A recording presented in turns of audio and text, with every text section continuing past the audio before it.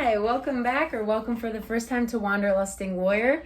This is Cashew. He's the mascot of the channel. He's my rescue pup that I've had for about 3 months, and he's just the absolute best and the sweetest, and he fills my life with so much joy.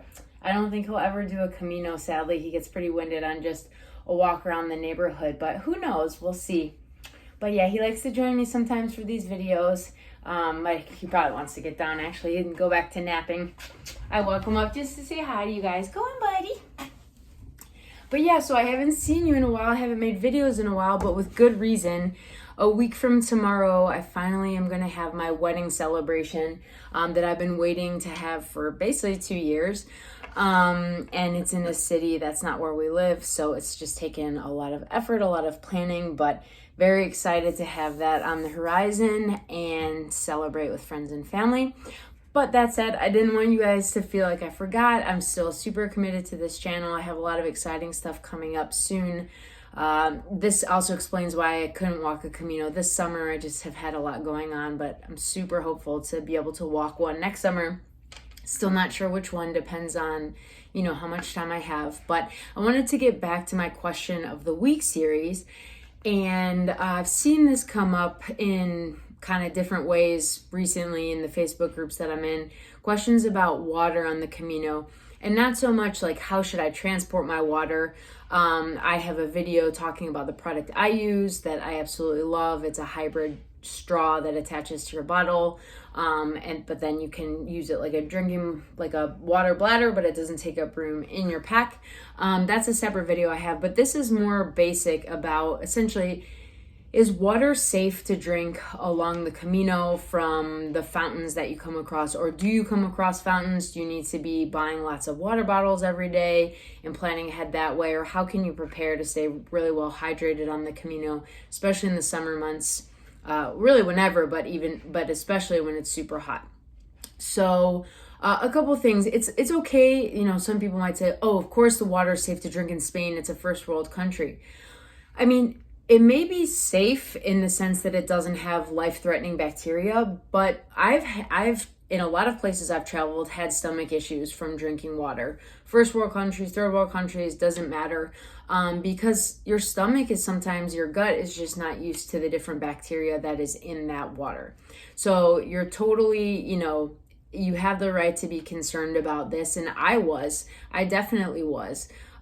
So I will say, even though the water in general is safe to drink, you may want to, especially for somebody that has digestive troubles with new stuff, you may want to invest in a probiotic. That's what I did.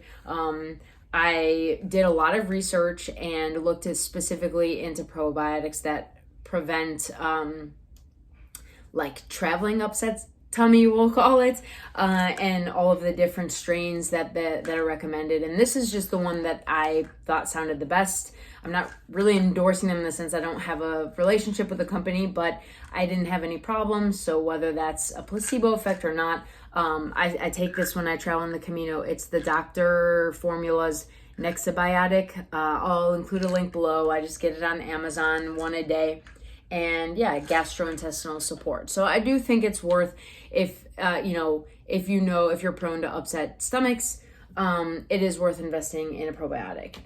Now, as for filling up your water, so if you cannot drink the water from a source, it'll say no potable, potable in general, and it'll also have usually a big X through a picture of a fountain. Otherwise, my understanding is that you're safe to, that water is inspected, it's deemed safe to drink. And there are, in most places on the Camino Frances, plenty of places to fill up your bottle. The only place, there are some long stretches, 17 kilometers where there's really nothing, but if you have a guidebook, you can read ahead, you'll know about those days. But the only place that I actually found it, I went a while without finding a water source, was in Galicia, which was surprising to me since a lot of people start from Sarria in Galicia. And so what I ended up doing is anytime there was a cafe, I went in, I asked if they would mind refilling my bottle, but I always, from the sink, but I always purchased coffee, a snack, something to really give patronage to the bar. And sometimes I even tried to pay, like give them €1 or something, and they wouldn't let me. So that was nice that there was that option. On the Camino Aragonés, the infrastructure was less, the fountains were fewer, so I definitely made sure I had 2 large bottles full at the start of the day, and there were days I got pretty close to them running out. One time I actually filled from a natural spring in France right before I crossed at Somport to get into Spain. Luckily, I didn't get sick. I mean, that's about as fresh of water as you can get, but you just never know.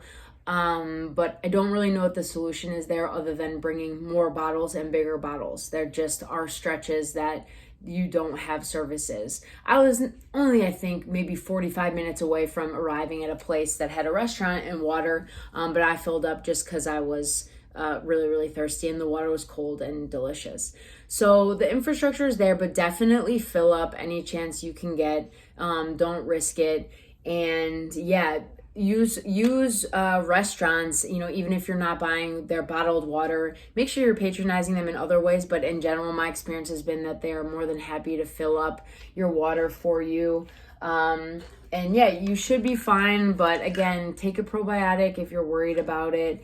And if you have had issues, you think, with water on the Camino, or if you've done other Caminos that have less infrastructure for water, please mention that in the comments below. That'll be really interesting for the people who watch the videos.